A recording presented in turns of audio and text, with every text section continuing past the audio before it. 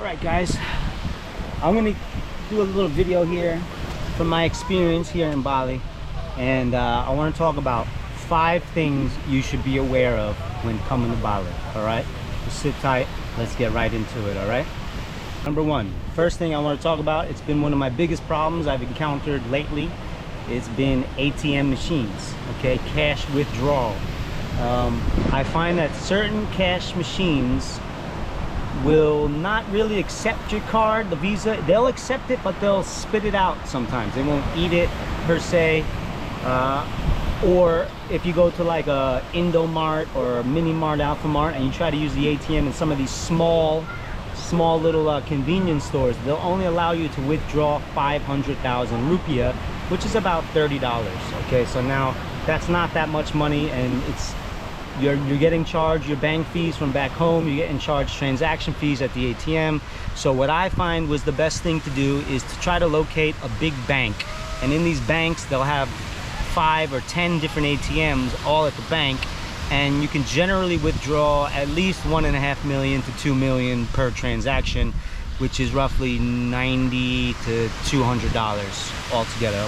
90 to 180, something like that, which is enough. If you have 2 million, 1.5 million, 2 million, that'll get you through a day, no problem. You can go eat, you can do all the good stuff, you can travel, you can pay for all your items without a problem. Also, most restaurants and most establishments do accept Visa, so you can also just pay directly with your Visa card in most establishments, and it's not a problem. I find that more places accept Visa here than in Thailand. If you go to Thailand, a lot of small restaurants, a lot of small establishments, they won't accept your Visa, so you have to usually pay with cash. All right, so that's usually a big thing. So getting money, ATMs, cash machines is an issue. Sometimes you have to travel for a machine. Sometimes they're nearby, but they're not exactly the machines you want or need. All right, so maybe bringing cash is a good thing, and there seems to be a lot more money exchange places than there is available convenient ATMs. Number 2 is traffic. Okay, traffic can be a disaster here in Bali. Okay, some places like Canggu is just mobbed with traffic, and it'll take a very long time to get where you need to go because there's so many people on the road. You know, you're doing 3 abreast, 4 abreast bikes, you know what I mean? That means like 4 bikes side by side, all riding in one small lane. Lanes are generally very small unless you're on the main big roads in these small towns, so traffic is somewhat dangerous. There seems to be a little bit lack of traffic lights or stop signs in most places, so you have to make sure when you come and approaching intersections that you're being aware of what's coming left, right, forward, who's turning, who's doing what. You know, approach them slowly. You will see a lot of bikes and cars coming at you in your lane, going into opposite lanes, trying to pass other vehicles. So it can be dangerous, it can be a little scary. I've had a few close calls at nighttime and while driving with some drivers, and it's just different. I'm used to the Thailand flow of traffic, and it's definitely a different flow of energy. What I suggest is, if you're gonna come here for 2 weeks, 3 weeks, however long you come in here, even if you have bike experience, I suggest waiting at least a week and using taxis, the Gojeks, so that way you can kind of understand the flow, how it moves, what people are doing. The Gojek drivers are pretty aggressive, and they'll speed ahead a little bit. You know, they'll ride up on the sidewalks, they'll drive into oncoming traffic and then turn back into your lane at the last possible second. So it can be scary. Be aware of the traffic in Bali. It can be a disaster. In other places, it's not so bad, okay? Number 3 is motorbike rentals, okay? I find that certain parts of town in Bali are a bit scarce when it comes to motorbike rentals and availability. Okay, some places have a plethora of bikes, other towns don't have very much. I stayed in Kerobokan area for my first week, and I went to about 3 different spots to rent bikes, and Out of those 3 spots, I went to like 4 spots. 3 of them told me to just call a number. They gave me a number, and they supposedly have some service here where they'll deliver the bike right to your hotel, condo, apartment, whatever. Now, I'm not a big fan of that concept, because I mean, I haven't done it, I haven't tried it yet, but me personally, I like to check a bike out first. I like to inspect the tires, I like to check the brakes, and I like to kind of see the condition of the bike beforehand. Now, if the bike is in poor condition, if it's an old bike, sometimes that's a good thing, because they don't really care so much about if it's damaged in the long run. If it's a newer bike, you know, they might take more video of it. Right now I have a Honda Vario, which is basically the same as a Honda Click. I think it's the same exact bike. I think they just changed the name for whatever reason. I don't think I remember seeing any Varios in Thailand, but I see them here, and I don't see any Honda Clicks here. So bike rentals can be sometimes tricky. You might have to search a little bit. In certain parts of town, like I said, they're a bit more available. And the last bike I rented, even this one I have now, there was no bikes available. When I went to that spot, they told me to wait an hour, hour and a half, and I was able to receive a bike after that. They did take video of my bike.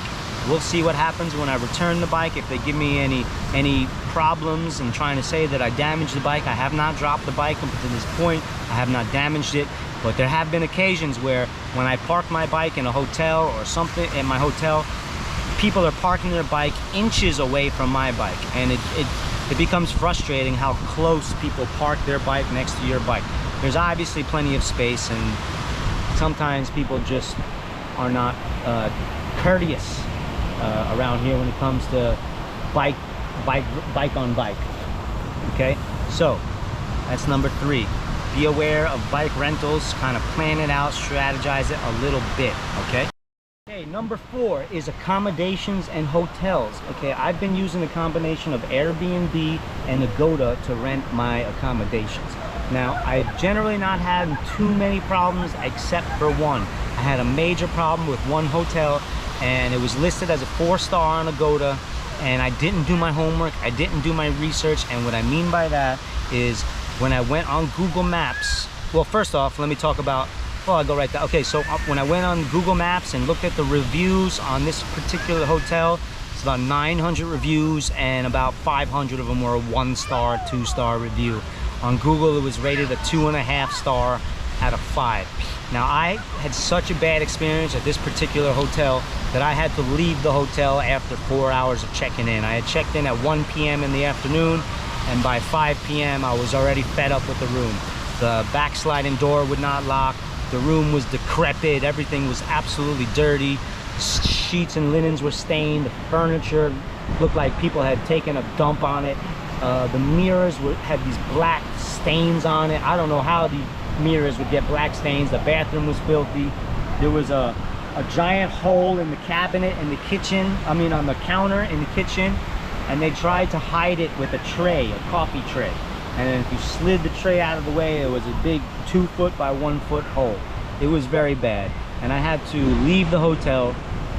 And make sure, if you're ever in a situation like that, make sure you take pictures of all the things that are not good about that room. Because in this particular case, there was a no refund, a no cancellation policy, and there was basically no way to get my money back. So I'm still in the process of going through my OTA, my online travel agent, which was Agoda in this case. And luckily I had taken a 1-minute video and put it as a short, being the worst hotel in Bali. So I had to go back to that video and take screenshots out of that video to send to Agoda. I had to send them about 20 screenshots of all that. There wasn't a requirement of how many, but I sent them about 20 screenshots of all the things that I saw in that one video, and I'm waiting to get my refund. Luckily, the room was only about $17, $19 a night, and I booked it for 5 nights. So altogether in US currency, it was just about $100 and $115, something like that, a little bit over 100. So if I lose that $115, it's not the worst thing in the world. That doesn't make or break me. I'll be okay. But make sure, do your homework when it comes to accommodations. If you're looking on Agoda, you're looking on Airbnb, double up. Go onto Google Maps, go to Google reviews, look at the lowest ratings, look at the lowest ratings that people have listed, and use that as as a reference, depending on whether you want to stay there or don't want to. Because a lot of these people that were complaining about this particular hotel had the same exact complaints I had.